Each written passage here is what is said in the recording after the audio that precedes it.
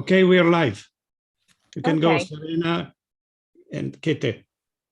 Okay, so hello everybody. Welcome to this third appointment that we have with EuroMoonMars to celebrate the launch of the Moon Gallery to the ISS. So today is the big day, and we are going to have soon updates from our staff and collaborators that are in Wallops Island at the moment. They are still not here with us, but because they had some issues in the meanwhile, but they will join us soon to give us the latest updates from the US. But in the meantime, I will introduce our host for this live, that is Adriano Autino. Adriano, if you want to introduce yourself and tell us a bit about Space Renaissance. Yes, this is Adriano Autino. I am the founder of Space Renaissance, and I was the president also for the first 12 years, so until the last Congress, the World Congress we made in 2021, June, when we elected Professor Bernard Foing as our president. So we are holding these events for the launch of the art gallery in collaboration with the EuroMoonMars, that is our partner association, and the Moon Gallery Foundation, on the channel, the YouTube channel of Space Renaissance International. Okay, Space Renaissance International was founded in 2008 with the main goal to refound the general philosophy that in our analysis it is pre-Copernican, so still oriented to the closed world, closed Earth, seeing as something different from the rest of the universe. And we want to promote an open world philosophy. So this is the scope of Space Renaissance International. We made three world congresses, one in 2011, one in 2016, and one last year, 2021. Each time we approve a final resolution with our recommendation for the governments of planet Earth and the space agencies and everyone, the priorities we indicate. So the priorities are for civilian space development. And this is just a small overview of this. Thank you, Adriano. Hi, Bernard. Hello, everybody.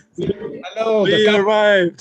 Thanks. The captain is on the bridge. Yes, of course, you are the one running the show. I'm just the abroad reporter. So this is your show. But yes, we had a beautiful expedition to arrive at a viewing place that is managed by our friends from Nanoracks. Jacob, come here.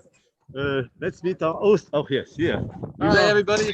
So this is some of the team of friends of Mars Space Renaissance, and they have a beautiful viewing place, a house on the water. Yes. Yes. So we can see the rocket from here, and we will share you some of the some of our emotion. But now, okay, we arrived. It was a gentle expedition to come here because you know, they were also very busy preparing the place. So we had to time arrival of some 5 vehicles from the Moon team, but I think very organized. And these are your family Co-workers. Can you talk here? Yeah, these are co-workers with Nanoracks, all the people that help work on the Moon Gallery, family and friends. Excellent. So we have some nice interest. So you see everybody. Are you all excited? Yes.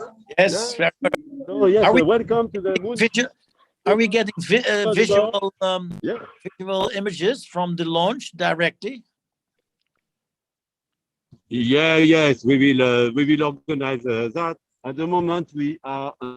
Yes, I'm going to show you some things. So. Yeah, so hello, may I introduce you. So I'm Bernard Frank, so from the MoonMars and Moon Gallery, and okay, we have our team from all over the world. So can you describe what you are doing here? Yes, of course. So hello, I'm Max, Maris, and Constellar.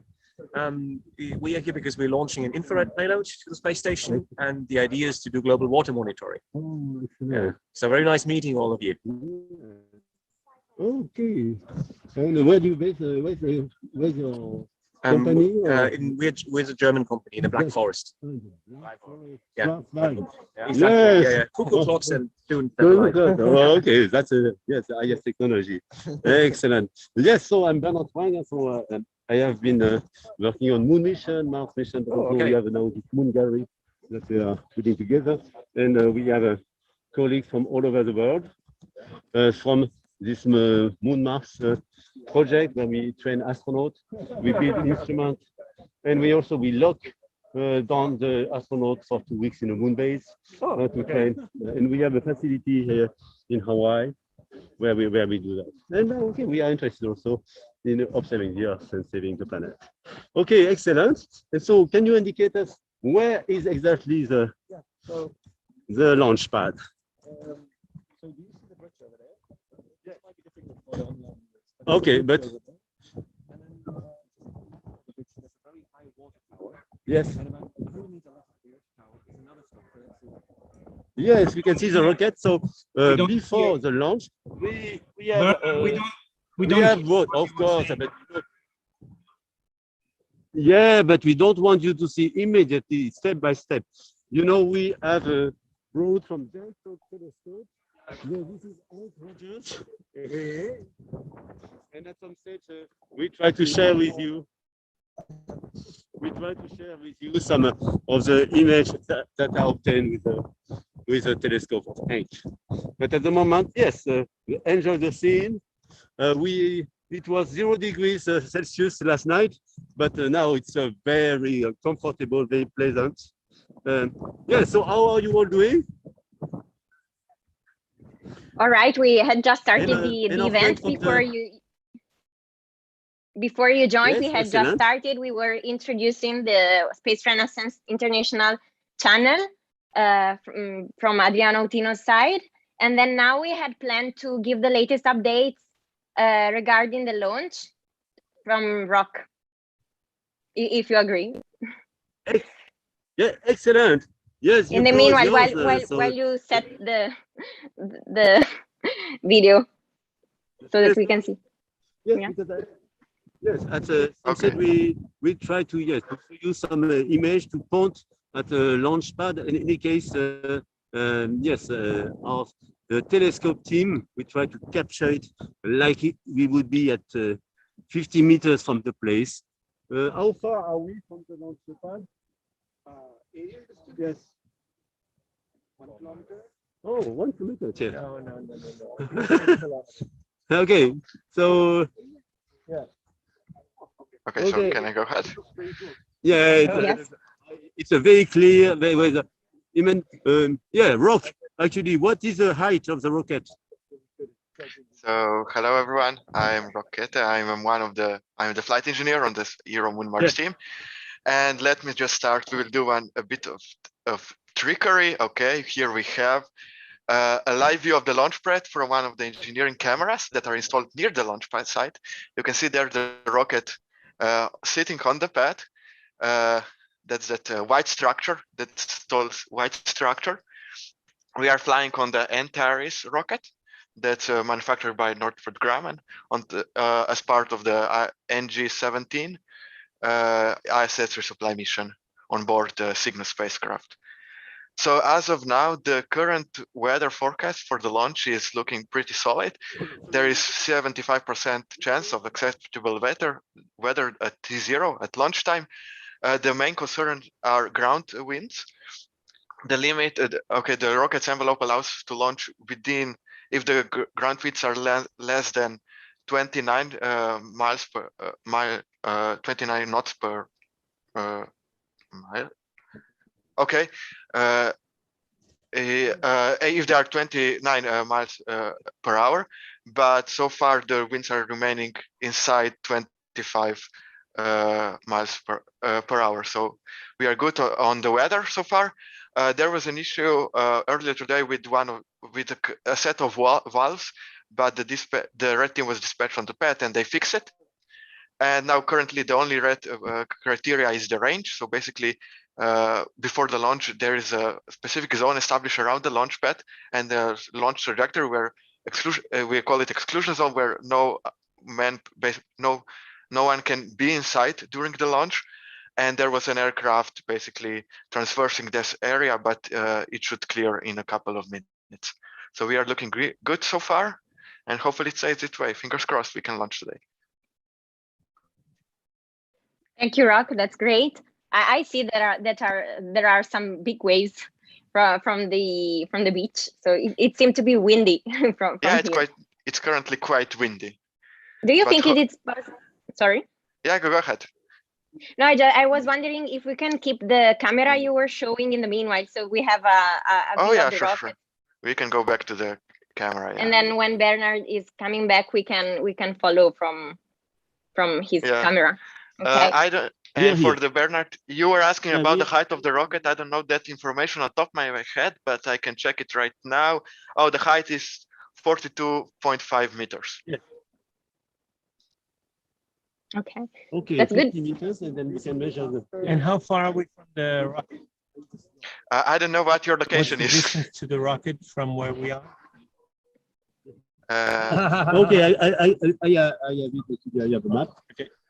You can also determine from the angular size of the rocket how far we are, because it's meter and it looks like it's a quarter of a degree. So then you can determine. If I may ask, what do the numbers on the lower left corner of the screen represent? Okay, so then those numbers represent basically the engineering team started the countdown 16 hours and 16 minutes ago. So basically, the video starts filming when the official countdown starts. Okay, I think it's also a good time to have some introductions by the artists that are here in the call. So what are your feelings about the launch? Who once can take the floor and just share their thoughts?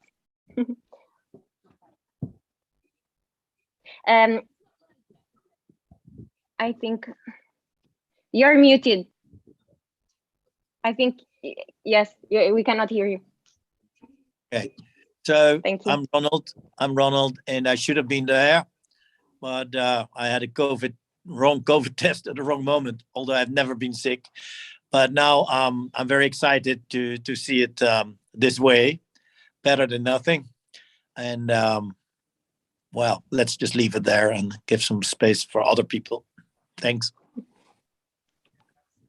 I see that we have Benjamin Potier with us, and I think we never had the chance to show your artwork in the previous meetings because you were not here. So if you want to, you can tell us more about your artwork, and I can share the screen if you like, because all the artists had the chance to speak in the previous meetings, and I see you here for the first time. So tell me if it's okay for you.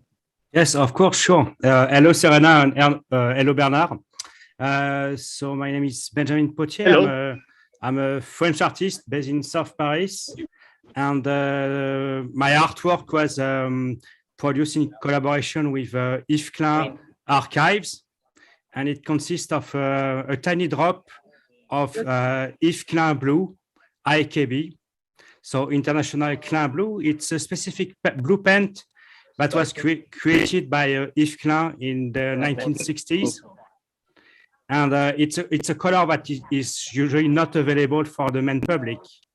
So we are very happy and very lucky to be able to send this drop of blue to the ISS because it makes a connection with... Can you start the second session? Oh, yeah. And, yes. Sorry, I will mute Bernard now if he's not talking with us. Yeah. Yeah. Serena, can we just give the floor to our host here from Nanoracks and all family? So we have here MoonMars TV. So yes, so let's use the moment. So I'm a mission manager at Nanoracks. My main role is on the International Space Station. So I work primarily with projects that deal outside of the space station, so externally hosted payloads or deployed payloads. So that's my main role here at Nanoracks. About we love how to prepare for this. Sure, I guess I can. To prepare for this, I would definitely recommend turning on NASA TV. At Eastern time, they're going to start the launch coverage, and it goes up at 12:39 Eastern time. So I would take a good look at the rocket. If you have any questions about the payloads on board, there's also resources it's crazy. There's a dude who's sending his kidney. For monitoring water on Earth. For this mission. Right. So one of the other payloads is called Nachos. It's actually a small satellite built by Los Alamos National Lab. It has a hyperspectral imager along with a couple other payloads.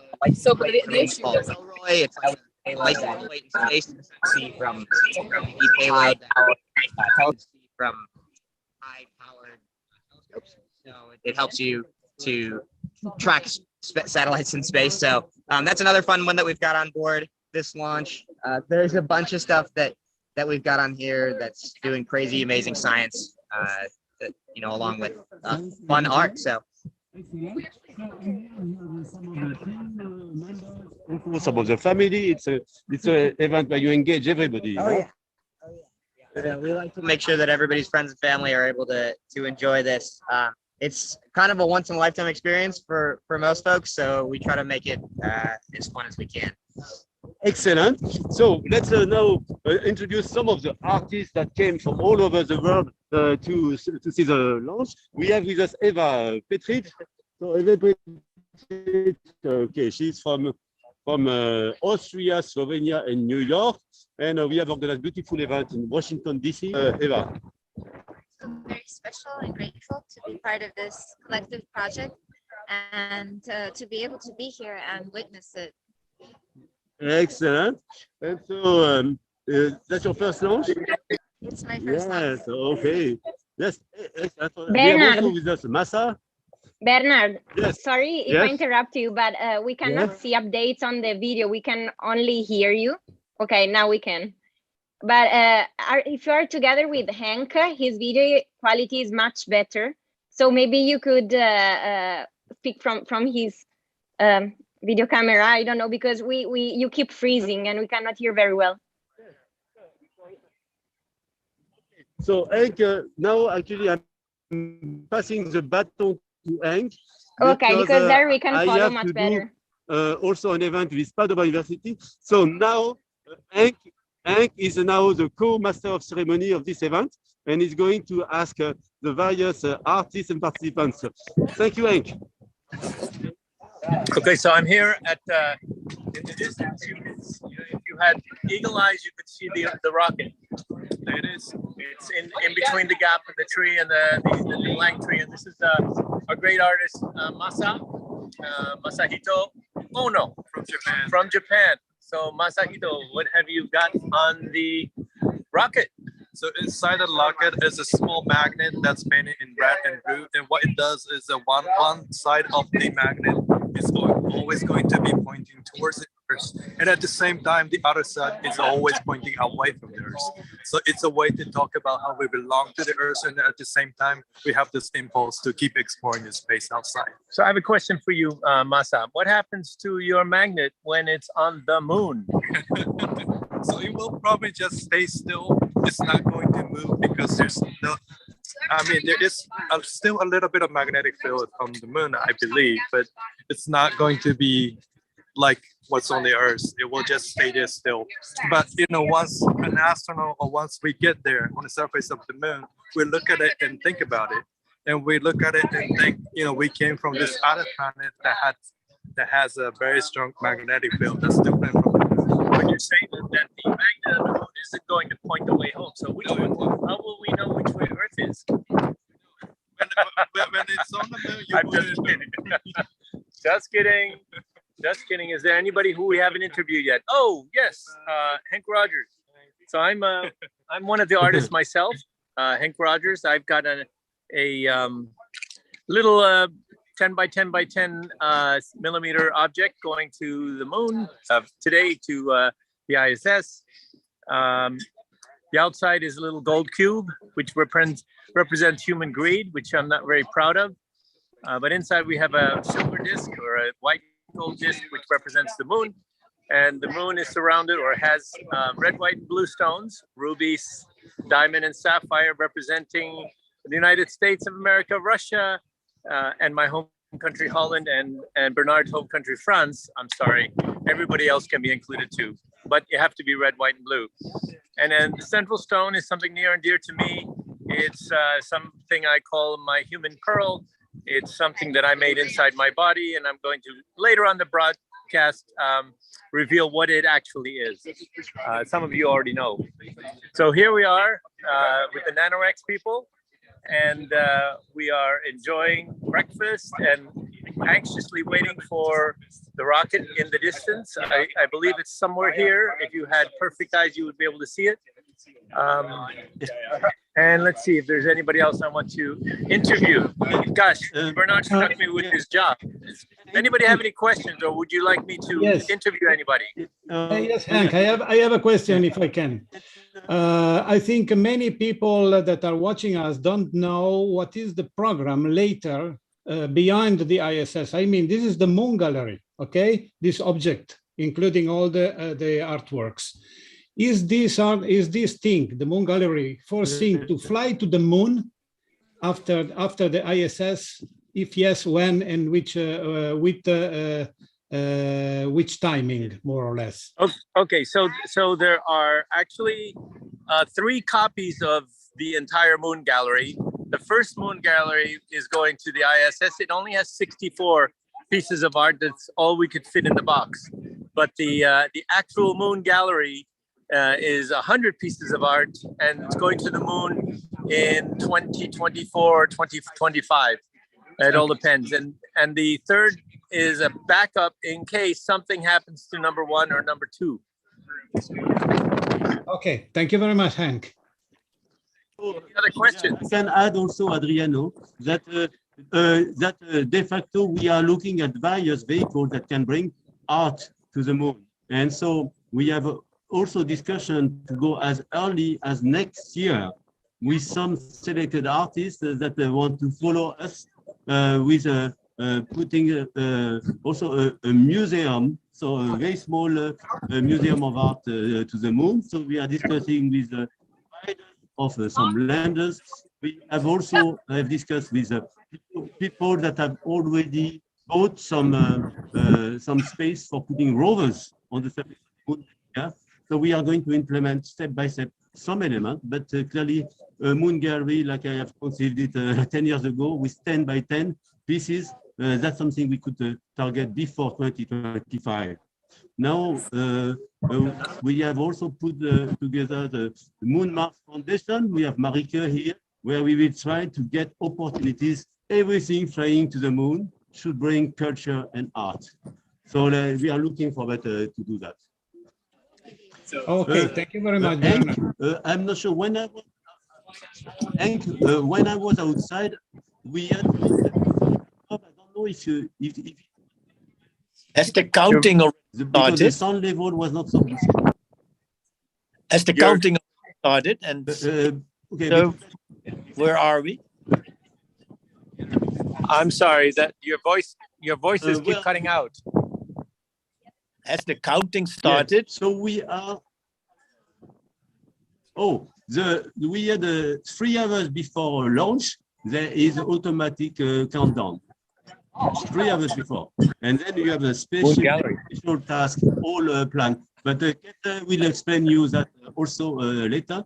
Now I wanted to say that yes, we have also some good colleagues from Nanoracks with us. Yeah, and from the Nanoracks side, they are launching some very interesting payload.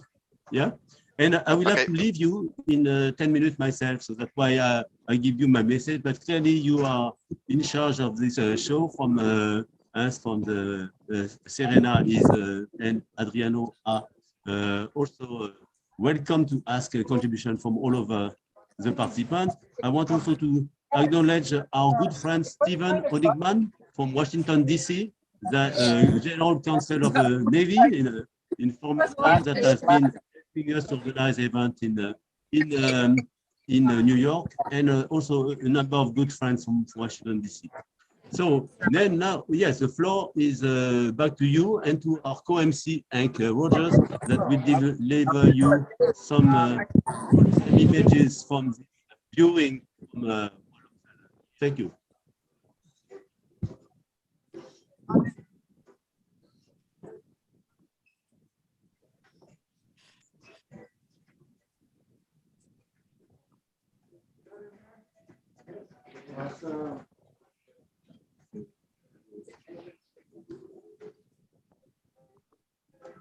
Serena, the floor is yours. Yes. Huh? Okay, thank you. Yes, And, I was trying to, sorry, yeah, I was trying to pin, because I pinned Henk on the screen and I was trying to change that. But I know we have some news regarding the rocket from Rock, some new aspects. So if you want to tell us. Yeah, so we have a couple of short updates. So the that aircraft left the exclusion zone, so now we are green on range 2. Yes, that's good. And the team already picked up the countdown. There was a 30-minute hold built in the whole countdown sequence. They were pulled by the launch director, who asked them if they go for propellant loading, and they were all green, positive on that. So now the rocket is being loaded with RP1. This is a rocket graded kerosene that will be used to power the first stage, and the chilling is also underway for the loading of the liquid oxygen into the rocket. So in the next couple of minutes, you will start seeing the basically vapor building up by the rocket. That's great. Thank you. Thank you, Rock. And also, okay, so I want to go back to Benjamin Potier for a second, because we cut his, while he was speaking before, he was finishing explaining his artwork. So if you had something to add, sorry for the interruption. Yeah, sure. Thank you, Serena, and no problem at all. And hello to Henk, Bernard, and people in Wallops. So I can show you a copy of the sculpture going to the ISS right now. So our project is called ISS BM. So it consists of a suspended drop of IKB, International Klein Blue. It's a paint color that was created by Yves Klein in the 1960s. And this color is not available for the main public. And we are lucky to have the collaboration of Yves Klein Archives and it airs, and to be able to send this drop of blue paint to the ISS. That's great. And if I can ask you, I'm curious, why did you decide to go for Yves Klein? Is there a particular reason? Yeah, sure, because he worked on space-related project. There is this famous photograph, the jump into the void. And he also made some blue moon painting, actually. So there's really a tight connection. And also for me, it was a way to make a connection with the contemporary art history related to space race history. I see. Thank you. Okay, that's great. And also I want to ask Henk if there is also Mary with you, because I know she's on site too. Yes, yes, Mary is here. Where's Mary? Maybe we can ask her something. I will ask Mary something. I don't see her just now. She must be inside. When she reappears, I will find Mary. I put my hoodie on because it's pretty cold. It's windy, and this is the farmhouse that Nanoracks has rented as an Airbnb. So a lot of people on the deck were having coffee and breakfast, and some people drinking beer. It's right on the bay, as you can see. And then there are some people who are walking across and setting up here so that they can sit on chairs and watch and watch the launch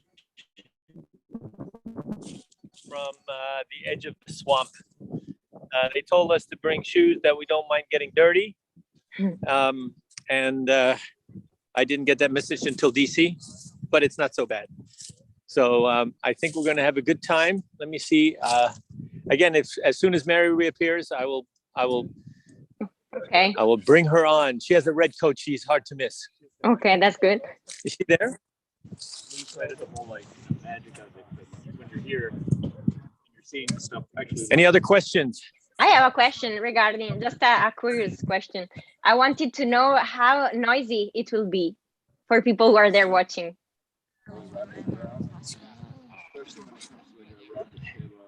Also, maybe for you, Rock, to anybody who can answer, maybe Rock or maybe you. Oh yeah. How loud do you expect it to be?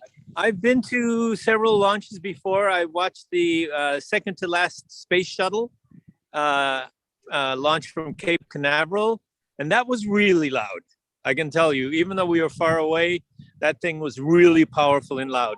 And the other rocket that I watched launch was the Soyuz rocket a few years ago. I was in Baikonur, and we were closer than this, and it was a beautiful sound. It wasn't deafening, but we're quite a long way. I heard that we're like 6 or 7 kilometers away, and so I'm going to guess that we barely hear it from this distance. Okay. I could be wrong. I think you will be able to hear it quite well, Hank, even though it's a bit smaller rocket than a space shuttle. Okay, it can be comparable with the Soyuz. It still can get quite loud. But to reduce actually the noise levels during the launch, there is like a giant pool full of water under the rocket on the launch pad. It's part of the so-called noise reduction system. And basically, during the launch, there is a lot of energy created by the engines, and so to reduce the noise during the launch, part of that energy gets basically transferred into rather into human vapor than acoustic waves. Okay. Wouldn't it be nice for us to hear the roar? You know, sort of like a Harley Davidson or an engine going rah. Instead of you will definitely be able to hear it. All right, that's good. Yes. So I also I have several questions, but I want also to invite the people who are watching us now, or if you that are here in this call, if you have any questions regarding the launch itself, you just tell us. And for people that are instead on the streaming on YouTube, if they want, they can put it below in the comments, and then we can read them, and our experts and reporters can answer to all the questions. So yes, while my second question instead is kind of tricky. So I'm curious to know, maybe it's not the right moment now to ask this question, but I want to know, what are the major risks? What are the things that could go wrong? And again, this is a question from a non-technical person and a non-expert in the space field, but I want to know the worst scenario. What could that be caused by? Okay, so part of the question is what cannot go wrong. So yeah, there are plenty of things that can go wrong. Okay, I'm saying this, Rock, because in the presentation we had in the previous meetings, your quote was funny because you said, hopefully the moon gallery will reach the ISS. So I thought, if a flight engineer is saying that, that could be kind of tricky. Please. I mean, the best way to describe a rocket is basically you're riding a control explosion with a control in brackets. Yeah, so basically a lot can go wrong. There are a couple of ways when it cannot go wrong and the mission succeeds, but hopefully today everything will go smoothly. But yeah, as of now, but in case any anomaly is detected before launch, there's an automatic system on board of the rocket that checks all the systems before the rocket is released from the launch pad, and in case anything is detected, it shuts down the engines and basically the launch gets scrapped. So we are rather be postponing the launch than having an anomaly in the air. Okay. And then another question regarding the preparation to this mission, but this I think is more to the artists. So I was curious to know, and maybe people that are watching us, they are wondering, first, how, personally, I would like to know what is the process that led you to design those pieces, because, for example, Benjamin Potier before explained us that he was inspired by Yves Klein because of the link with the space. But maybe the other artists that are here in the call, I see Alexandra, I see Ronald, maybe you want to explain more about the process of inspiration that was behind your artwork. So this is one question. And then I had a question regarding the logistics that maybe we can ask Henk, but I don't know if he's the right person, we'll see.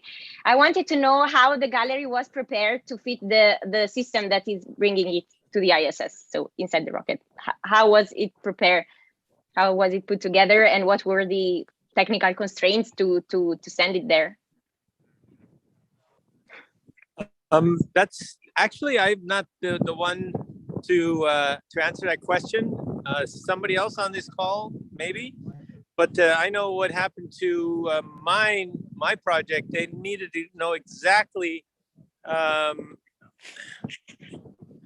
I need to know exactly what the chemical composition of my art object was. So they need to know everything that's going up to the ISS. What could possibly go wrong on the ISS itself? You know, could there be any pathogens in our payload? These are all questions that we had to answer before we actually got the okay to send something. Okay, but there should be somebody from the Moon Gallery who knows the answers. Who prepared it? Mary, do you know? How did they prepare the art? Prepare the art? Well, there's a safety officer here from Nanoracks who was in contact with. Sorry, I just had my breakfast. Again, we had breakfast this morning. Come on. Yeah. Now, there's a safety officer from Nanoracks here who told me that he had to describe every element that has been used to get an approval from NASA. My piece is horsehair, so that took some more time than Hank's approval, because it was more like gold and everything. Gold is very I did have safe. some organic material in mind. Yeah, okay. I'll mention that. But everything has to be approved by NASA, and that's a lot of work. If you want, I can ask the guy to come and explain it. Yeah. We may have the expert from Nanoracks explain to us what the protocols were. That's good. Sure. And what is your name? Oh, hi. My name is Daniel Mendez. Daniel Mendez. So Daniel Mendez, what were the protocols for allowing art to come in onto the rocket? Yeah. So it is really interesting. So you would think, it's just, passive materials, just, going on orbit and being stowed. There's a lot of behind the scenes that,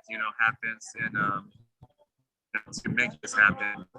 So one of my positions, a safety engineer, you have everything.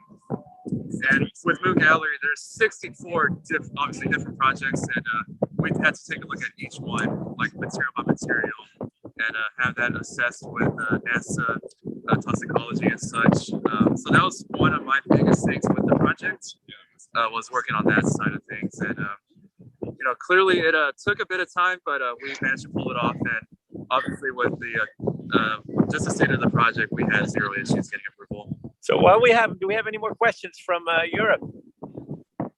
Do you have more questions? So I was curious to know, mainly, for example, so if I understood well, first the artworks were produced, and then they were checked to look if they could be sent. That's right, and not the other way around. So asking the artist to design something that could be sent there.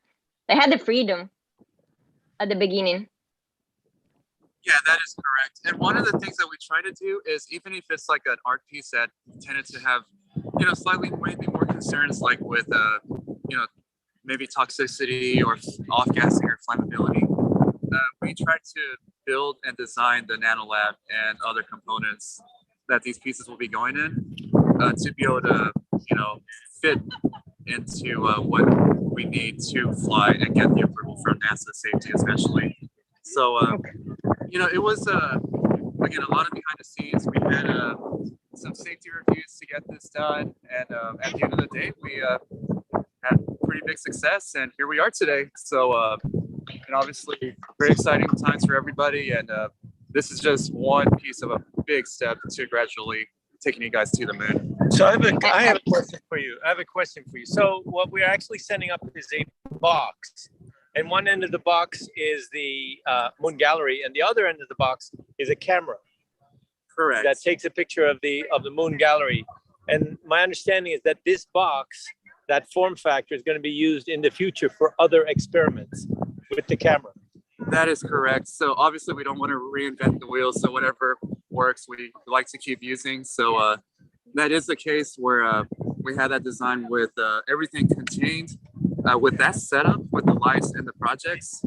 And inside a box, it's stowed in a cargo transfer bag. So obviously a lot of thought put into this to ensure the safety of the project and obviously future projects. So do you think you'll ever be sending anything in the box that's alive up to the ISS? I do foresee that happening. We could obviously in initial future discussions certainly talk about that and get that assessed. It's not an impossibility. It is a possibility, and we actually have flown various objects in space in a similar configuration. Live worms will be one example of that. So yeah, it's definitely possible. Whatever you do, don't send any COVID up to the ISS, okay? Oh no. All right. Any other questions? Okay. Thank you. Good luck, guys. Yeah, I also Thank you very much. I also know that the artists were asked to first make a list of all the materials they have been using or wanted to use. Also, before making the real art piece themselves, and also we had to find all the specification of all the material. Yes, all the materials. So that's quite a long list that had to go to Nanoracks. I had to go back to my urologist and ask him what my human pearl was made of, and he gave me the chemical formula, and apparently that was okay. Yeah. Mary, you haven't explained your work yet today, so maybe you can spend a couple of words. Okay, well, my piece is called "Sending Mitochondrial DNA to the Moon," and mitochondrial is the power plant in our cells. And my idea came because I heard many people speak about horsepower when I was visiting Aztec with Bernard. And is it too long? No. Okay. I'm just dancing on music. Today we had plenty of time. Somebody drove a Tesla, opened the door. You don't have the 30 minutes. Started having the company the 30 seconds. Okay. Please carry on. Okay. Mary likes to speak long, and so she's wondering if I'm cutting her off. And no, I'm not. You just keep going. No. Okay. Maybe I'm going to ask if I can bring my bag in the car. Okay. Right. Yeah, okay. Yes, you can. Okay, I can. The mitochondrial DNA, the power plant, and because it's from a horse, my nest is made of horsehair, so I'm now sending real horsepower into space with a rocket down there. That's where the rocket is. And the funny thing is, isn't it incredible to have a piece only 4 millimeters by about 7 millimeters in such a huge transport? Yeah. We're going. Yep. We're going. It's reality. It is. This is not a virtual launch. This is a real thing. We're going to hear the thunder when it takes off, according to Pete. Yep. Okay. How many seconds? How many minutes yet? Oh, what's the time what time now? is it? I don't know. Does anybody know what time it is? T-minus 50 minutes right now. Okay, it's about an hour. It's 11:49, and the rock's taking off at 12:40. And 5 seconds. By the way, when they take off, they have to get the time exactly right, or they're going to miss the ISS. so if they're like I don't know how many minutes of leeway they have, they're a little bit off, then they have to wait till tomorrow, and they'll get another chance. Okay. I think everything will go just fine. So in case we miss that the time opportunity, it's tomorrow the next possibility. Okay. Yeah, that's right. That's right. But then I have to go away for 15 minutes, get my battery and my AirPods, and then on the moment suprême, I'll be back. Okay. Okay. Thank you, Ronald, for being with us. Okay. See you later. Are we? The broadcast continues. Am I stuck holding this phone it's freezing. My hands are like cramping. I understand. Oh, here's Eva. Hi. Let's go, Eva. You got something else you want to talk to us about? Because before we couldn't hear you very well because we couldn't follow your. Oh, okay. So Yes, please I do it guess, again. Well, yeah, I'll tell now about my two artworks that are going up. My main concern and intention. Wait. How did you get two artworks and everybody else only got one? What makes you so special, huh? Well, one is mine, fully mine. Let's say Earthling Tattoo Seal. It's my shadow translated into a lace web network. And that's meant for the astronauts and potential space dwellers because it's meant to be a constant reminder of their interconnectedness within themselves and to everything else. So they can never really be they cannot be homesick from Earth. And the other one is a collaboration with Matea Shushtushimich, and it's a fragrance DBE message from Earth soaked for 528 hours onto our Earth's soil, going in a little cube onto the ISS, and that's the message for all other space organisms. It's our message in the form of perfume, which catalyzes for emotions, because that's something that's, I think, our human main thing is emotions. We're givers and keepers of emotions. I know what she has two. I know what she has two because one, it works with the sight, and the other one works with the scent. So she's got two different senses, so she gets two art objects. I totally get it. Thank you. Maybe. Oh no, one is a real one and one is a shadow object. Oh, I see. And we are both shadow and body. So. There you go. Sorry, somebody was saying something. No, I just wanted to ask you how you got the inspiration to get to these two ideas. So how was your process, your art process to get there? It was from 2015. I was participating at EGU conference of 12,000 scientists, and they asked me to translate their theme scales in science into scales in art to have something going on for scientists, which would look at a different angle at their scientific themes. And there I met Bernard Foing, who invited me to ESTEC to be part of a moon simulation where I, amongst the team, was designated with experiencing extreme isolation. And after this, they asked me to come up with two projects, artworks that would help astronauts alleviate isolation.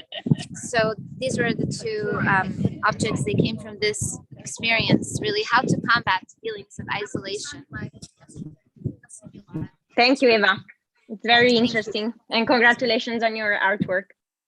Thank you. And of course, they get a different meaning in the context of all the little art pieces. And that's what I think is really amazing. You know, all our separate points of views and coming together in this little grid. And instead, Henk, when did you come up with the idea of sending your renal calculi to the Moon Gallery? I want to know when was the exact moment you came up with that idea, because it's super original.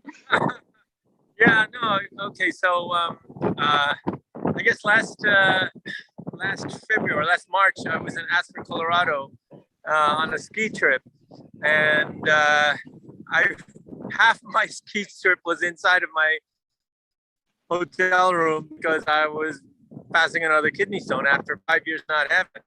and I got a lot of time to think about stuff. And so I said, what am I going to do with this stone? And I said, okay, I'm going to send it to the moon. So that's probably the time that I thought about it. And when the Moon Gallery people, you know, because I had that stone, and the Moon Gallery people says, oh, no, one is not enough. You have to make three. I'm going like, what? Fortunately, I had a little collection of stones from the past. So 3 of my stones are going to different places, I guess. The biggest one I've ever passed was 1.0 millimeter. It's actually too big to fit inside my little piece of jewelry. So yeah, you can imagine what it was like passing that one, the last mile, so to speak. Okay, that's interesting. Do you have any? Thank you. Do we have any news, Rock, regarding the rocket preparation, or not yet? Just to know, just checking. Yeah, we can show again for a sec. Not much news going on. So the propellant is being loaded onto the rocket. Now they're also loading the liquid oxygen. You can see on the side of the rocket there a bit of venting. That's basically just a frost that's created because the propellant inside the rocket is really cold. Okay, so everything is going on well. As planned, and we are looking good on weather. We are looking good on range. The payload is also healthy. We don't track any issues, so we shouldn't be a reason why the launch is postponed.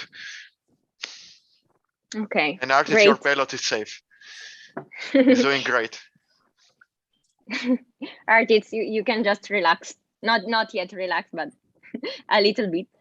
And I was saying before that we have Alexandra with us, and you still didn't have the chance to speak about your artwork today. And I have asked all the artists about what inspired them, so I'm curious to know also the same for you. Thank you, Serena. So I will try to keep it shorter, but I will repeat myself a little bit from the previous events, but I hope there are new people and also big audience, yes, in the YouTube for later. So I'm a visual artist, and spatial perception is my main research for like more than 10 years.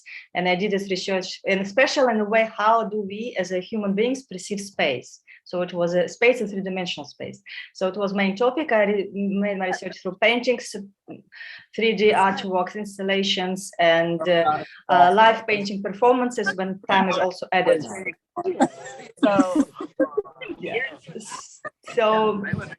And I had in 2016 I had my solo exhibitions, also was named Spatial Perception in ISTEC and ESA. And it was a time when I just get to know Bernard, and also I started to collaborate on the many different events in ISTEC. It was like scientific conference, like it was Moon Village seminars or whatever. And it's pretty often was some musicians afterwards, some cultural events, and I performed with them, and just we were trying to feature this topic, for example, like external habitat or whatever. And so it was a logical continuation of my research. And also my background is in mathematics and physics. So I'm very fascinated with science. Sometimes think why I didn't make it further in science, but I did.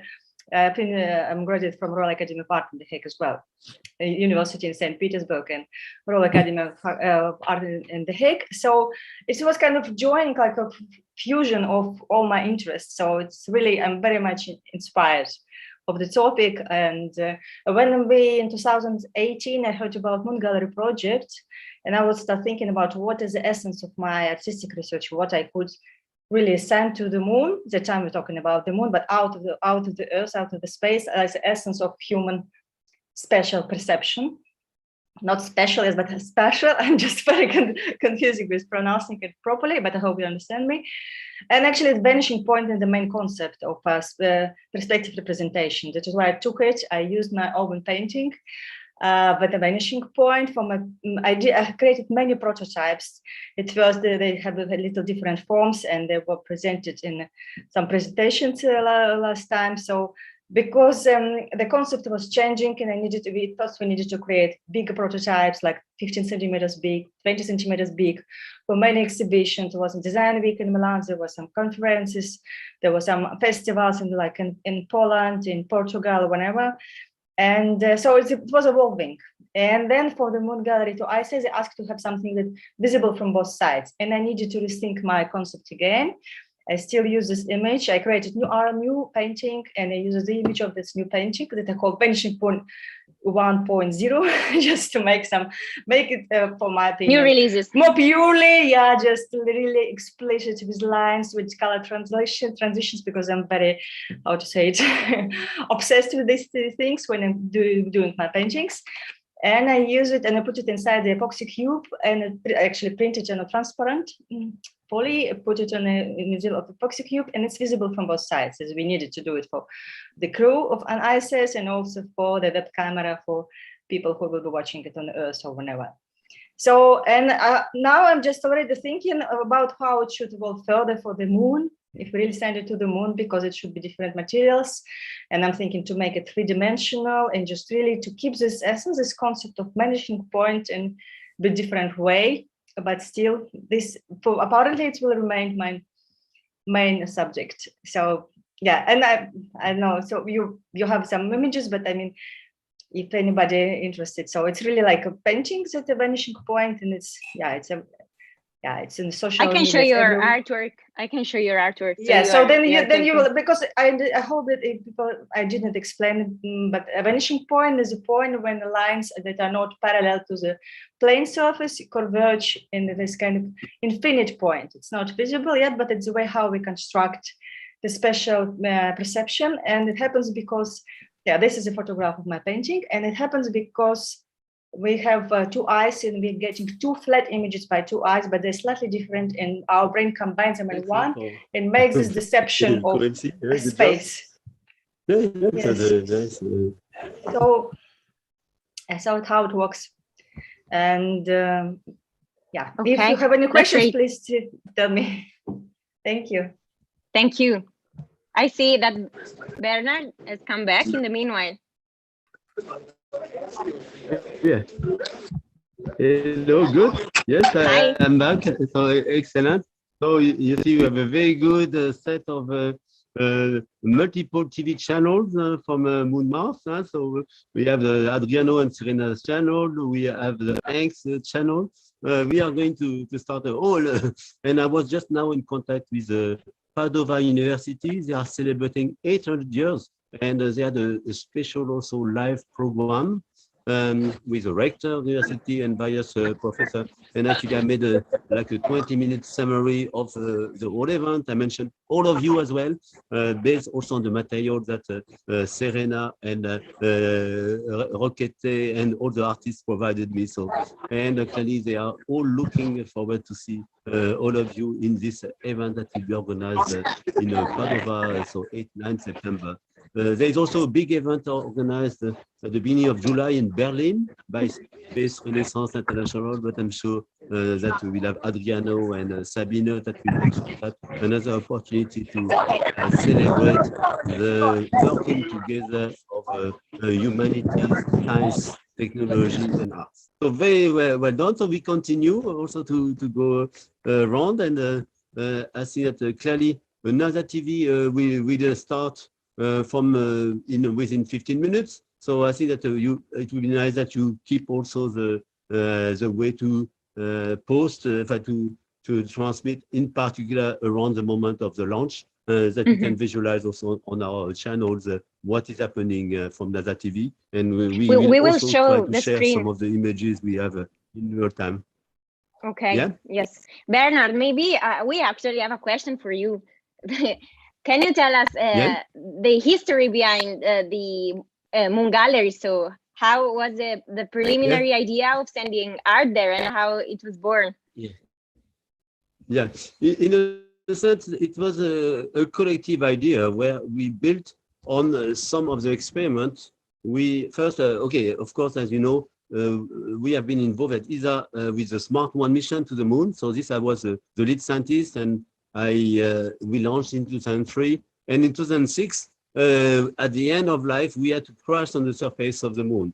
So de facto, there we thought, oh my God, we have made a first sculpture on the moon. So this was already artist. And I have to confess to you that I touched the Smart 1 spacecraft. So there is a bit of my DNA on the moon now. And I thought, okay, why only us? Why not involve also other citizens of Earth to send a message in their DNA?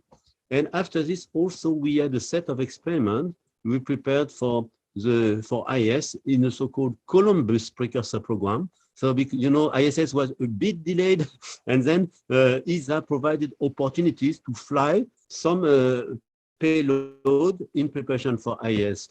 So we did one payload which was flown on a photon capsule, a capsule similar to the capsule that brought Yuri Gagarin.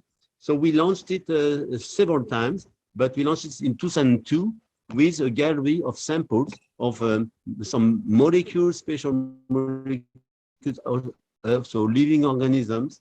So we launched in 2002. Okay, the rocket exploded after 27 seconds. So I hope it is not going to happen today.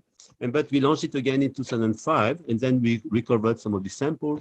And the shape of this gallery is very similar to the moon gallery. I didn't invent so much, you see. I just took the idea of a scientific gallery. But then also we created a tray that we put on the International Space Station in 2008. But for 1 year and a half, we put it outside and then retrieved it with an astronaut.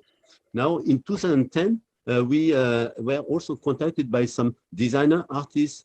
We created a big workshop called the Moon Life Academy. And then from that, we created this EuroMoonMars initiative, where every year we do program with art and science schools. We do exhibitions. We did concerts. And then we had the idea, okay, let's bring a little museum to the moon. Now, at that time also, we had Google Lunar X Prize. They were a competition to send a lander to the moon, and we built one of these lander. And when we worked with some artists, oh, what do you put there? And we then had the concept of having some art piece there. And I took the dimension 10 centimeter from CubeSat. CubeSat are 10 centimeters. So I say, okay, let's do a gallery of 10 centimeter. And because also it's much cheaper to send very small artifacts. That's what gives the geometry of 10 by 10 by 1 cubic centimeter. And after, I worked with some artists, and then we formed a project. Then where we made some code of artists, we made some exhibition at ESTEC and other places, and with some of the curators, with the artists that you see here. Like we have Alexandra, we had some curators, so Anna and Elizaveta, also Mary is doing a lot for the Moon Gallery. We put various exhibitions, and we started to show them in ESTEC. Then we brought them in Milano. We brought them on the top of Hawaii. We brought them as well in Switzerland. And okay, we got this opportunity of this ISS flight. So that's a long story, but each of them are like a pilot project in these ideas of going to the moon and Mars together with scientists, engineers, and artists and humanities. So thanks everybody, and let's look at various opportunities for the future. Thank you for answering my question. And also I was wondering another thing related to the Moon Gallery payload, because you mentioned that you had to constrain it to 10 per 10 grid. So I was wondering how heavy it is at the moment and how much does it cost to send it to the ISS? Because I know that every gram that you send there is super expensive. So I was curious to know. Yeah, so typically for an experiment of this size, which is about 100 grams, it's not only the weight, it's the amount of services that you pay. You know, you have to accommodate all the work that people do around. So in general, you would expect a cost of the order of some 100,000 euros for that.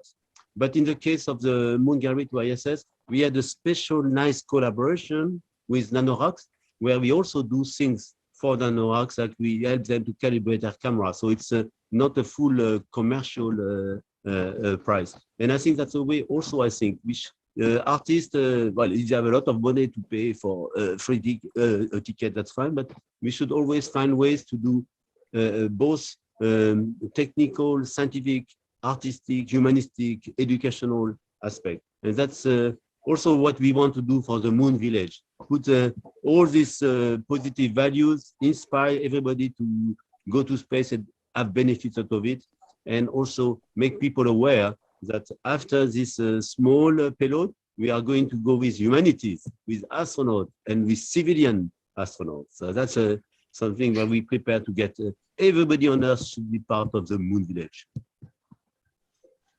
That's great. And for this, we have Henk Rogers. He's building a base for us. I'm doing my job here, holding up this beer bottle from the Netherlands. Every once in a while, I get a little taste of Holland here in Virginia.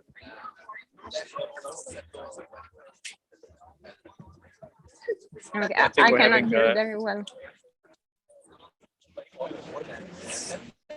Sorry, I get a little taste of Holland in Virginia. Yeah, I think we cannot hear you very well, Henk, at the moment from that spot. Okay. Okay. Sorry. Okay.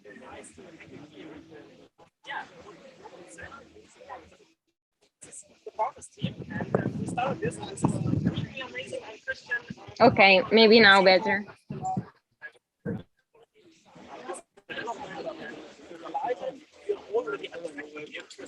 Okay, so maybe now, can you hear me? Okay, that's good. Yes, much better. Can you hear me now?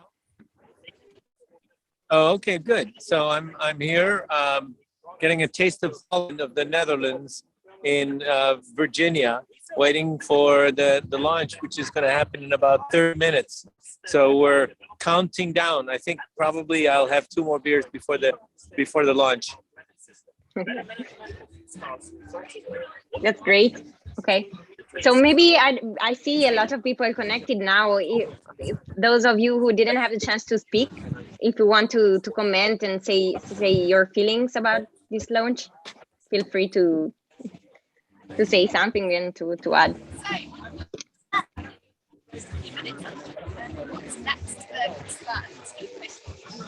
So,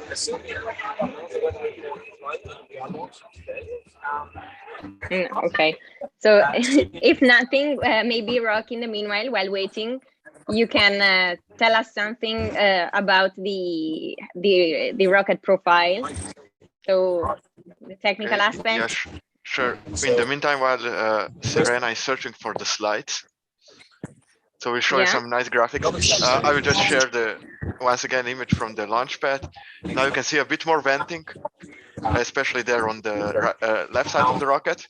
That vent comes from the connector that's in place between the launch tower and the oxygen tank of the first stage on the rocket. So yeah, Serena, when you are ready. Yes, I am. Okay, then we can share the slides. We will give you a bit of an overview of the launch profile, so what to expect today on the day's launch. Oh yeah, and the current update is the teams are switching the payloads on the internal power, so they are basically be powered by onboard batteries right now. So yeah, if you go to the first slide, yeah, the next one. As it's already said, we are flying on the Antares rocket. Okay, here you can see the configuration for today's launch.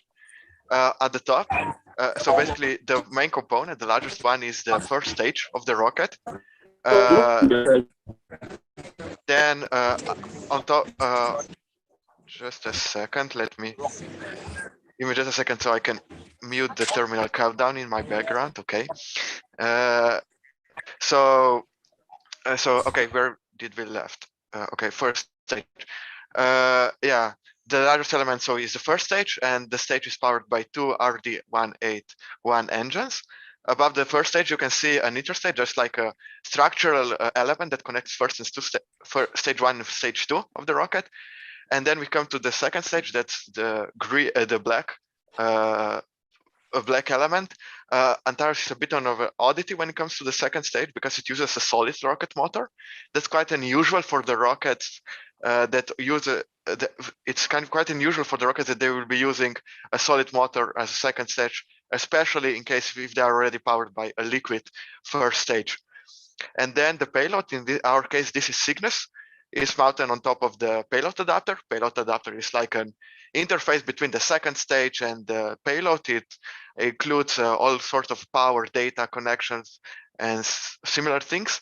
And then the last large element of the launch vehicle are the payload fairings that protect basically the rocket, the payload during the launch. Okay, we go next slide. So now you know how the rocket looks like. As now we'll talk about how today's mission will look, what to expect during the launch today. So T0, the engines will ignite. In most of the most rockets actually lift off of the T0, but Antares will stand on the launch pad for additional 3 seconds while the engines are getting throttle up to 100% thrust level. At T0, you might be able to see a really short a green flash of light that's produced when T-tap, that's an ignition fluid, actually ignites, and this ignition then ignites the propellant inside the thrust chamber of the engine. And then just before the liftoff, the launch tower will basically retract away from the rocket, and launch clamps will then release the rocket, and Antares will start lifting off from the pad. After clearing the launch pad, Antares will then start pitching southeast over the Atlantic Ocean. First stage will burn for approximately 3 minutes and 80 seconds. 1 minute and 50 seconds we will be passing through max Q. That's a critical, basically part of the mission profile when the loads, aerodynamic loads on the rockets are at maximum. So if structure of the rockets fails, it will likely fail at that time. Hopefully it won't.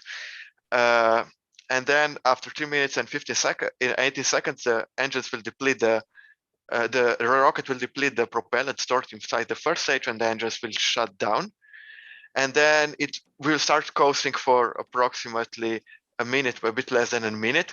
Don't worry, that's all planned. The second stage, this doesn't mean that second stage failed to ignite. It's all planned. So if you go to the next slide, I will give you a bit closer look into the coast phase. What to expect. So first of all, we will separate the first stage. It's now empty. We don't need it anymore. It's only a dead mass at that point. Shortly after that, the payload fairings will separate from the launcher, from the rocket, and Cygnus will be finally exposed to the space environment for the first time.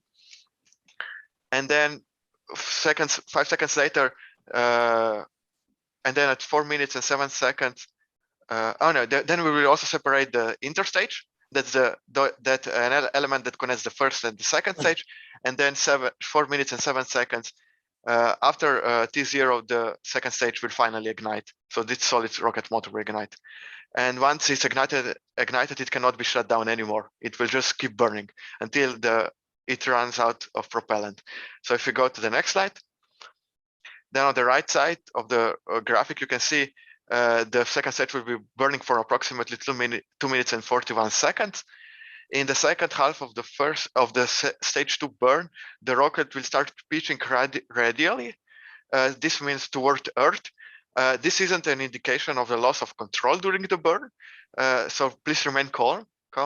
After second stage burns out, we just have to basically burn into specific direction to get us into the orbit we want. And then after the second stage burns out, the rocket will coast for an additional 2 minutes, and at this time it will start orienting itself to correct altitude for the payload separation. On the launch animation, you will see like a small bursts of small blue cones that are indicating how the reaction control system thrusters are firing to basically place the rocket and the payload into correct altitude for the payload separation. And the payload separation will then happen at 8 minutes and 49 seconds. So we are currently looking great on the for launch. So far, our systems are green, and we don't track any issues. So hopefully, if we launch today, we will arrive at the ISS on Monday. And then the moon gallery will be unloaded from the Cygnus on Wednesday. Okay, so if you have any questions, please don't be afraid to put them into a chat. I know it was quite a technical overview. So yeah, that's it. Thank you, Rock. Maybe you can also comment on these pictures we had from the previous days. So those pictures were taken at Monday when the rocket, here you can see it on this vehicle was on transport or transporter, we call it a transporter, was transported from the horizontal integration facility to the launch pad. So this trip is approximately 1 mile long, and it took a couple of hours to get there. So the drivers were driving the rocket really slowly. Yeah, the last thing you want to have is the rocket drops from the transporter, because yeah, then you're basically lost the rocket. Okay, we can go a couple images ahead. Yeah, here you can see the rocket. Once again, we can maybe show on the screen. When you can see there is written Antares, this is the first stage. Then we have Northrop Grumman written on the interstage. And above that, you are having payload fairings within which payload and the second stage are encapsulated. Okay. So yeah, and I think, okay, this is the launch pad when it arrived at the launch pad. And we can go one further. Okay, that's it. We also had an image for when it was standing vertically on the. I can show that I have it here. Yes. That was taken at Wednesday afternoon. A beautiful picture. Yes. Yeah. Can you see? Not yet. Okay, just a second. No worries. Here it is. Okay, in yeah, position. here it is. With a beautiful In position. sunset. So you can see the rocket on the left side, and then that structure on the right side of the rocket is called launch tower that will retract at the launch site. In the background, you can see a water tower that stores the water for the sound compression system we were talking a bit earlier. Yeah, and that's how basically the launch pad looks. Great. And those basically towers, 4 towers that are located around the launch pad are for the lightning protection. So if there is a storm passing by and the rocket is sitting on the pad, it won't be get struck by lightning. So yeah. Thank you, Rock. Okay. I think now we will switch you soon to the NASA stream, so you will get a bit closer look. Yes, of because the launch pad. Yeah. It's in a few minutes. It's in 20 minutes. Not so much time. Yeah. And we will go and be keeping an eye on your payload, artists. Yeah. And hopefully we won't screw it up, so we can deliver it into the ISS intact, as I quoted. That's good. So Bernard, are you with us? Because I don't know if he's there. No. Okay. So while waiting, I think we can show some videos that we collected from the artists in the previous days who are not here with us today. So maybe we can show them. But for that, I need to ask Adriano if he can share his video, please.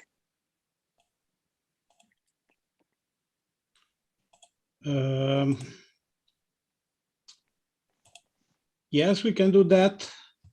Just give me a few seconds, okay? Sure. Yes, so I can explain. So we have a few videos that were sent to us by the artists in the previous days because they were not able to join these meetings. And we have, actually one is from Alexandra, who is with us, but she shows the prototypes of her artwork, so we can look at that.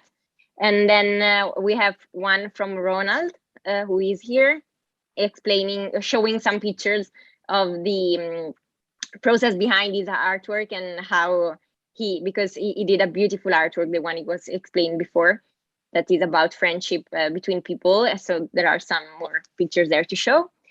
Then we have one video from, oh, sorry, I need to admit somebody in the room.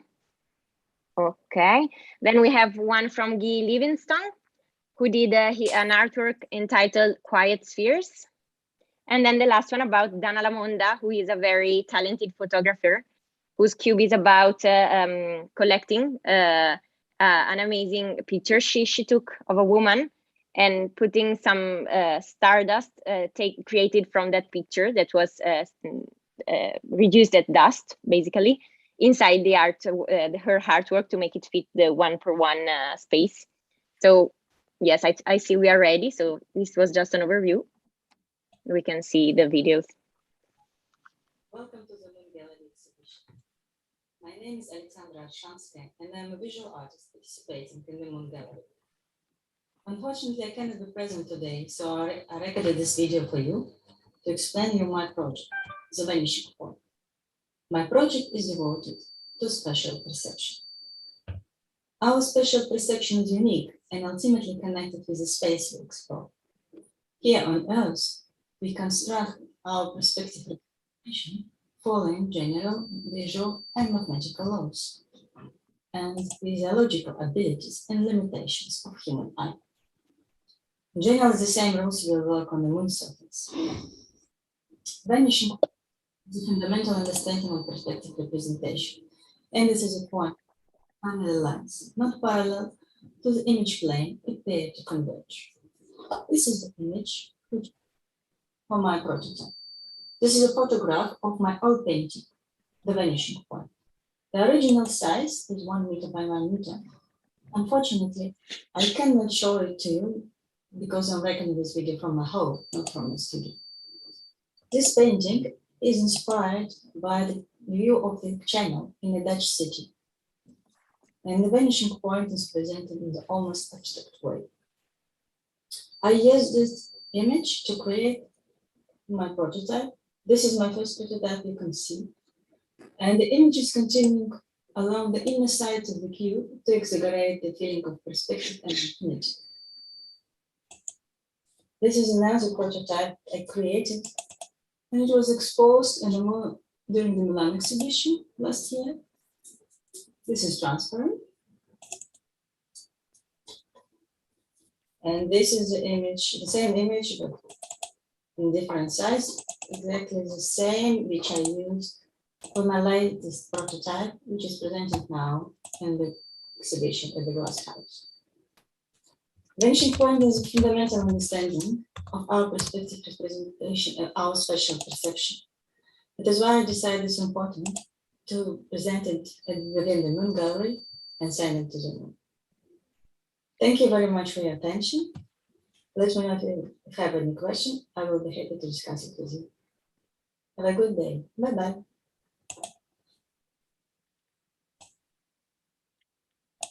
Great, so this was Alexandra.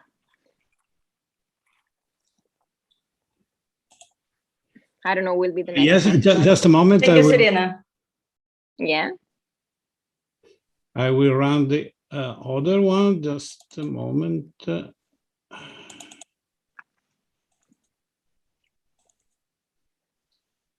And just meanwhile, I want to make a comment about this video was made for exhibition like some time ago and about my previous prototype, but you can understand it, I guess.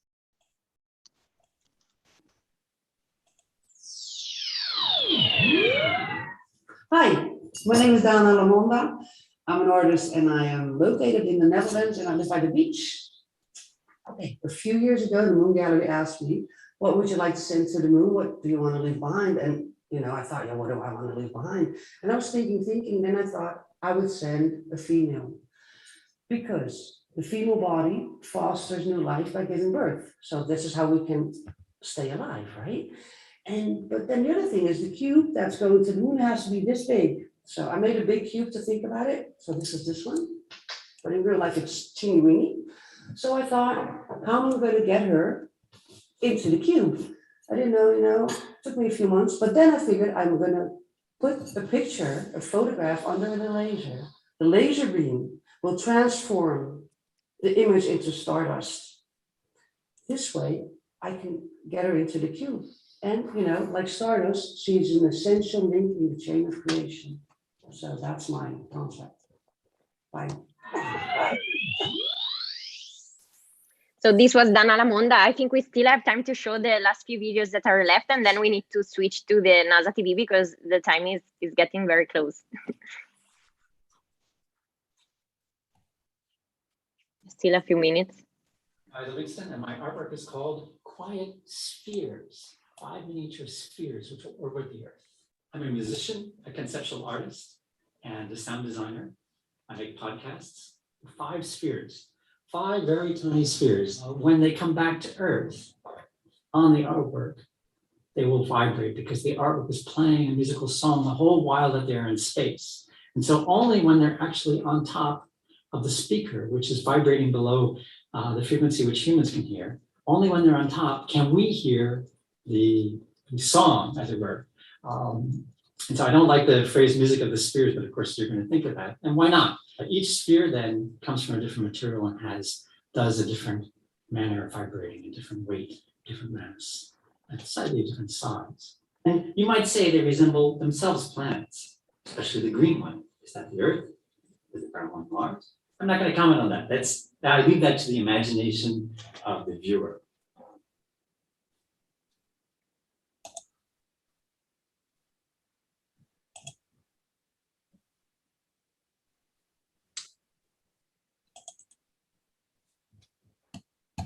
Thank you for your hair. Yes, I'm going to use it for my mission, for my ISS mission. I'm going to use your Icelandic hair. Yes, isn't that nice? The white ones and the dark ones. That's what I'm going to use. This one was from Mary that we interviewed before, who sent her mitochondrial DNA taken from horses' hair. Hi, I am Ronald Fles from the Netherlands. My project is called The Heart of Friendship. I want to bring together in friendship people representing various old cultures on Earth and representatives of the main religions. And I want my cubicle, which contains a tiny heart, when it looks from space or from the moon upon Earth, to symbolize this idea of friendship. I do this by keeping ceremonies, informal ceremonies, with representatives, like I did in New Zealand with the Maoris. Here you see our foreheads together, which is a very solemn way of greeting in Maori culture. I've been a week in the Kalahari Desert in Botswana and met finally a representative of the sun, but obviously in COVID times, as you can see in the way of greeting. I've done a Protestant domine, and I've lined up Buddhist priest in Japan, Inuits in the Pole region, an imam in Turkey, a rabbi in Israel, but travel restrictions make it very difficult so far to realize my whole project. So it's an ongoing thing, and we will complete it in the end. This is my project. When my cubicle, my tiny heart, looks upon Earth, this must symbolize the friendship of people in the whole. Thank you. Hi. Great. So I think this was the last video. Is that correct, Adriano? Yes, it was the last one. Okay. So perfect. And then now I think it's time to switch to the NASA TV, because we have just 5 minutes at the moment, a few minutes. So, Yes. and also we have the. Can you see the NASA site? Here? Yeah, we can see perfectly. And maybe Adriano, I would ask you if you can put in the chat on the YouTube streaming the video to the link to the NASA TV, which I put now in our chat here, so that also people on YouTube can have it there. Yes. Thanks very much, team. Very nice live show, very exciting. And so now we are here on the terrace with our telescope, just viewing the rocket just before it's going to be launched. So everything is green.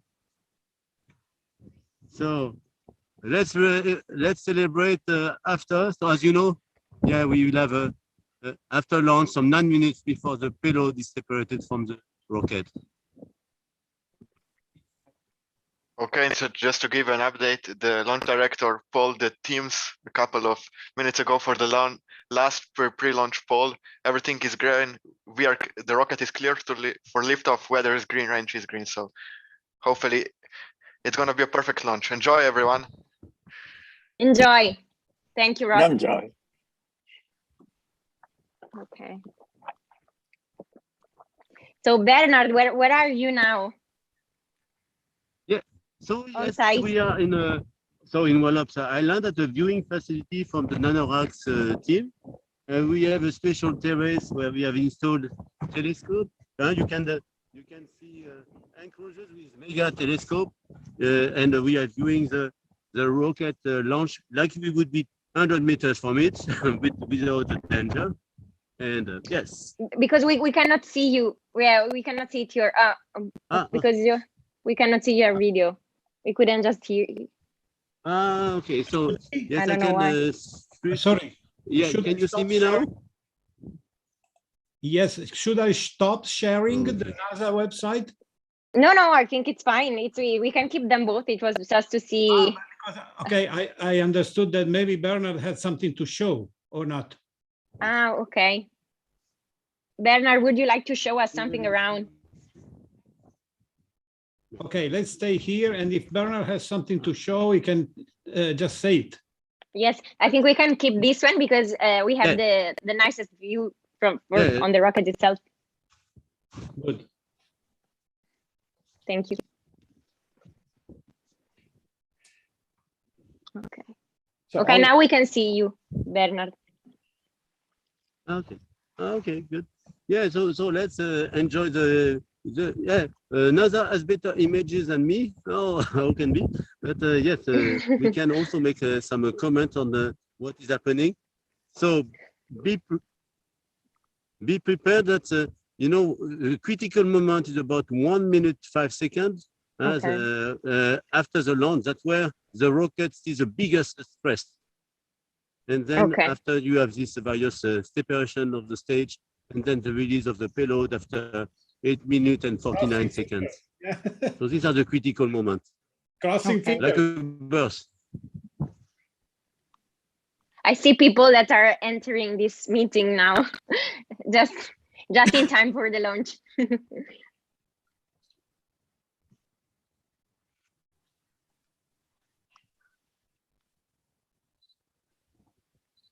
4 minutes. We should do a collective countdown at -10, 9, 8. Yeah. So at that time, please open your mic and we can do that all together if you want.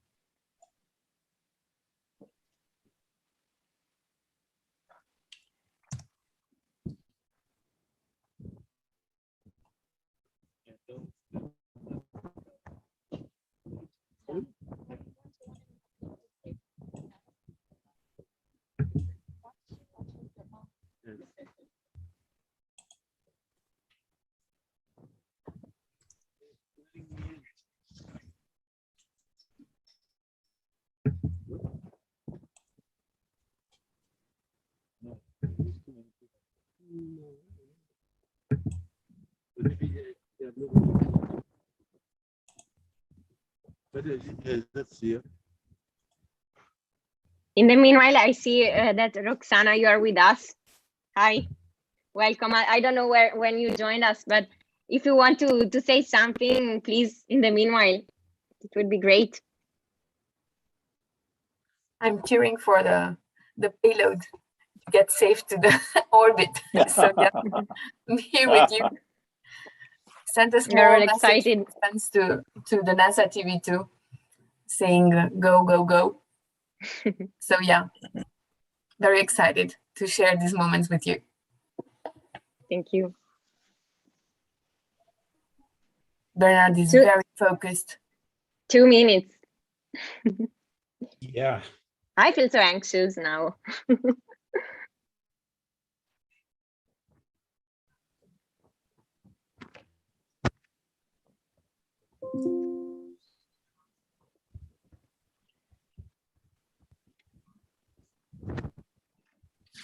Je komt precies op tijd.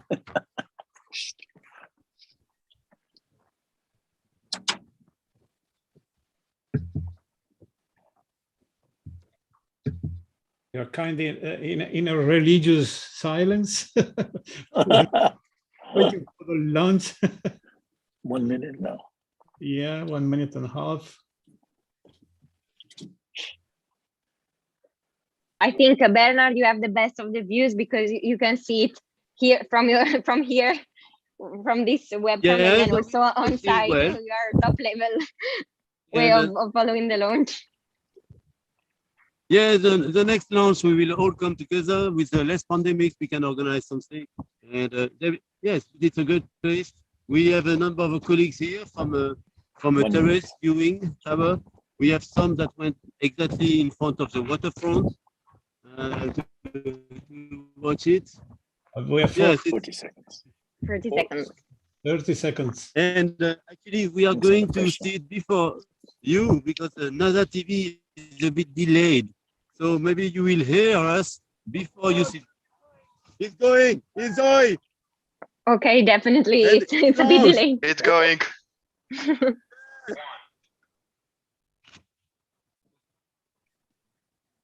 It's 30 seconds delayed. We hear the sound now. Yeah. Do you hear the sound? Not yet, actually. 15 seconds for us. Yeah. I think it's going. Everything is fine so far. Yeah, the sound is there. It cleared the pad right now. 10, 9, 8, 7, 6, 5, 4, 3, 2, 1. Oh, we go. Wow. Oh, shit. That's great. It has launched already. Oh, we see it. It's off. Go, go, go. It's already on the zenith. Go Moon Gallery. Congratulations to all of the artists and all of the people. To everyone. Congrats. Wow, we see the blue. We cannot hear very loud sound, by the way, from Bernard. Yeah, no, it's a way. It's gone. Passing max Q at this moment. Okay. To the trees. Max gaat die eerste helft gaan.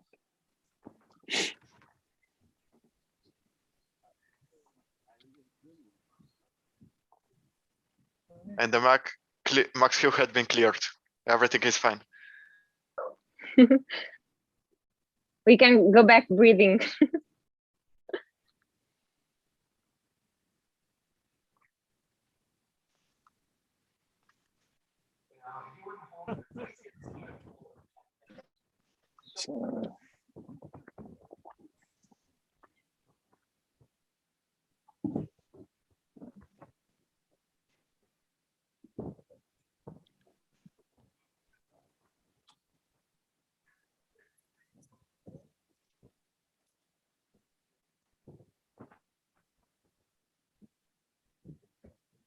Zelfs niet.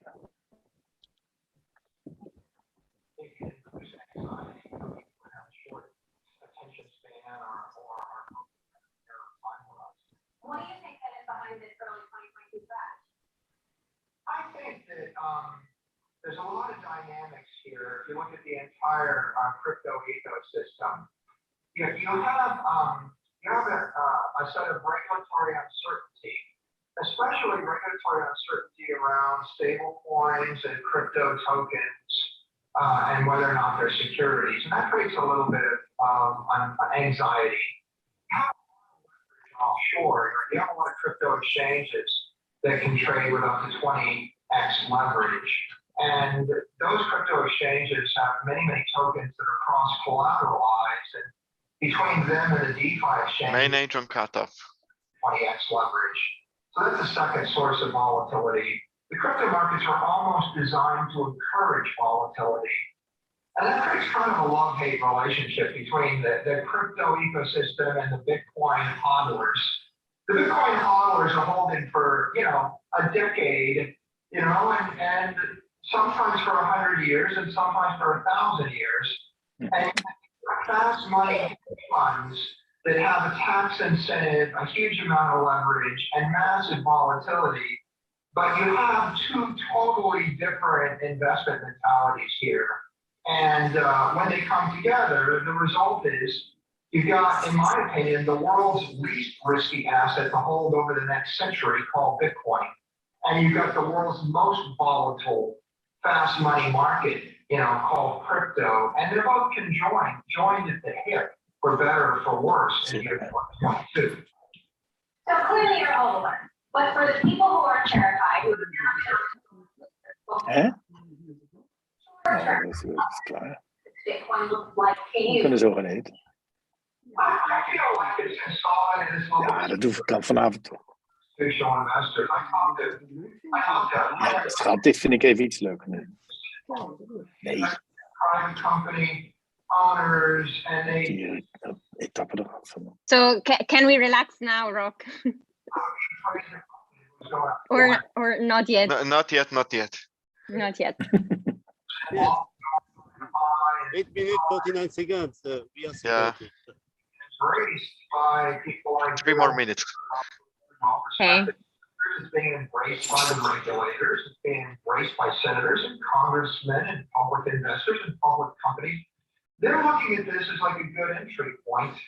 I'd be remiss, Emily, not to make a more important point, which is what's really going on here at a macro level is inflation. The CPI headline inflation is 7%. Look at the Turkish lira. It's collapsing.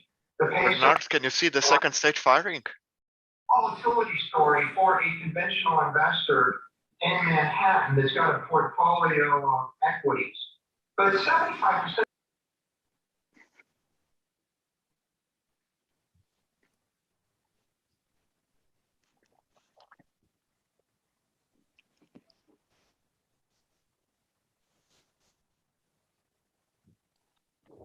So second stage is fired. Yeah, second stage is now firing. The payload all looks good.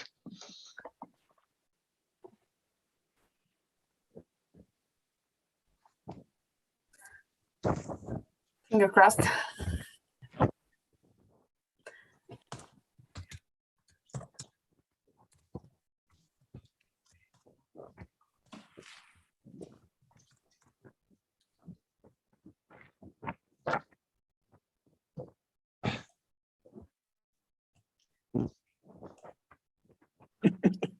Spanning te kijken. So on the middle diagram on the right side, we are looking. The number we're looking for is 755. So 7.55 kilometers per hour to be orbital.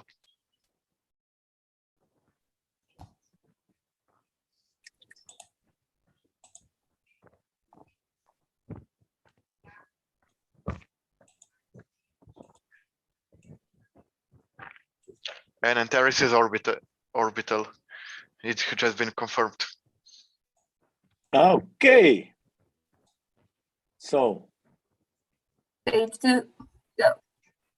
Time to open a bottle. I think so. 2 minutes. 2 minutes till the payload separation. In 2 minutes. Oh, okay. Okay. 2 minutes. Let's stay focused. Yeah. But beware, the payload is not separated yet. 2 more minutes to wait before celebrating. 2 minutes. 2 minutes to go. Bernard, what celebrations do you have planned there? Yes. It's a great to share this moment. Hank looks good. Happy. It's sunny.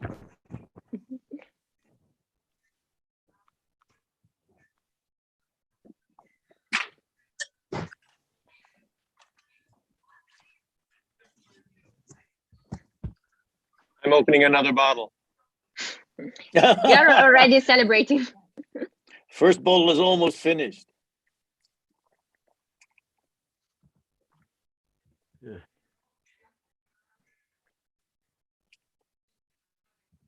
So Bernard, where are we? Yes, we are on soon before the separation. So. Now you can celebrate. The payload has been separated. Cygnus is now on the way to the ISS. Yay! That's great. Yeah. Payload are separated. Now we can see that. The moon gallery looks healthy. That's great.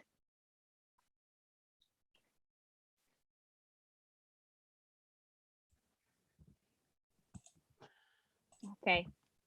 So, Bernard, can you hear us? Yeah. Yes, okay. certainly. So I don't know if you what are the plans? If we close the streaming here after the launch, or if you want to show us something more on site, or yes, I can give you a little tour of the site now, with some of the feeling of the colleagues that what they have experienced. But also, let's take a glass of. Let's take some drinks and celebrate. Okay, I'm going to leave the meeting. I'm going to leave the meeting and have a very good drink on all of you. Okay, bye. Thank you for being with us. Of course. Congratulations of course. for your work. Yeah, next time. Rocket. It's so exciting. Very good. Shivering.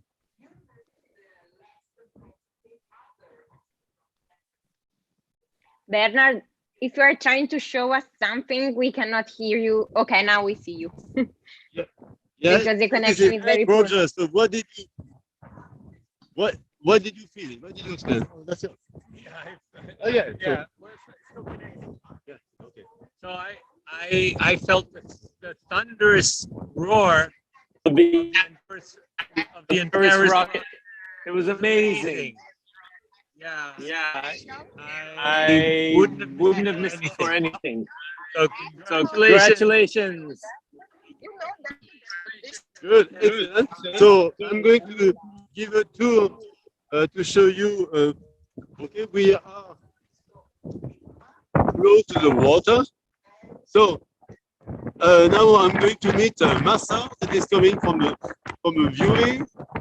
Massa. So we are in connection with the EuroMoonMars team. Oh, you have a beautiful camera. What did you see? Congratulations. Good. Thank you, Bernard, and thank you, everyone. Yes. So what do you feel at this moment, Massa? So I'm just really happy, and I just want to thank everyone who's involved in this project. Thank you very much. Yeah, good. So we are in connection with the EuroMoonMars team. So what did you feel? They want to know. Yeah. Oh, so yeah, the beer was great. So we have with us Terry. So what did you feel? Yeah, Unbelievable. I'm so happy for these artists and for Bernard. And it's amazing. Excellent. Yellow Jack. So what did you do for this launch? And what do you feel? Yeah. Bernard, we cannot see you. I did the. Yeah. So yeah, I'm really excited to see some pictures of that of space kind of floating around there. So yeah, thank you for the. Thank you. Super. Ravi, I need you. Ravi was our host in Washington, D.C. and he had some friends. So Ravi, so what did you feel? Truly tremendous. Phenomenal. And it's a start. It is only the beginning. And you came, you brought some colleagues and friends. Then you're addicted again. Yeah, very good. Thanks. Okay. Yeah, so because we have to celebrate now. Bernard, can you hear us? Yes. So you okay, see, because we cannot hear you very well. Brought a special shot. Yeah, moonshine. Yeah. Oh, that's right. Okay. So I think we can leave them celebrating on site, and then we can be satisfied about what we have seen so far here. Yes, Serena, I have to congratulate everybody for this beautiful success. And now everybody are traveling to the space station. right now. We are traveling on board the Cygnus module with the Northrop Grumman rocket to the space station. Our artworks are going there. So I think, okay, it's a great day, okay? And I'm very happy and honored to that the Space Renaissance channel has supported the live stream today and the 3 days before with our meeting that Bernard Foing conducted so well and with so many information and connection with the remote connected artists and so on. So I think this is a really a big thing that we made all together. So thank you, Bernard. Thank you, Henk. Thank everybody, and many congratulations to everybody. Thank you, Adriano, for hosting all these meetings. And I want to invite everybody to subscribe to Space Renaissance YouTube channel. So just keep that in mind. And I want to thank also Rock for being with us and for being our technical experts with so much knowledge and very well prepared slides and presentations. And then a huge thank to the artists that were here. Some of them were with us all the time, some others in the content. So thank you and very big congratulations. And also thank you for being here and to people on YouTube for following. Congratulations, everyone. Yeah. Good. Thank you very much. I also want to add, I just really enjoyed it. Thank you very much for Serena hosting this very well. It was very tricky. I do believe to balance all other different channels. Thank you, Bernard, for hosting, showing us Virginia. Thank you, Adriana, for organizing this, showing all the videos and content, and keep it rock. I'm very appreciate your technical highlights. I couldn't understand everything, but I really enjoyed it. And thank you very much for providing all this information. It's really very much inspiring. Thank you, everybody. If I forgot to mention somebody, just sorry, but I really enjoyed it. It's really great to see from all different angles this outstanding event. Latest updates before closing the streaming, Rock. What's the status of the rocket? Yeah, so the Cygnus is now safely in orbit. That was confirmed. The next step will be it will extend its solar panels and start raising its orbit to match the ISS orbit. And now the arrival to the ISS is scheduled for 10:35 CAT on Monday morning. So see you on the ISS. I would close like that. Yeah, yeah. Thank you, everybody. Bernard, we will close the streaming. See you. Thank you. Thank you so much.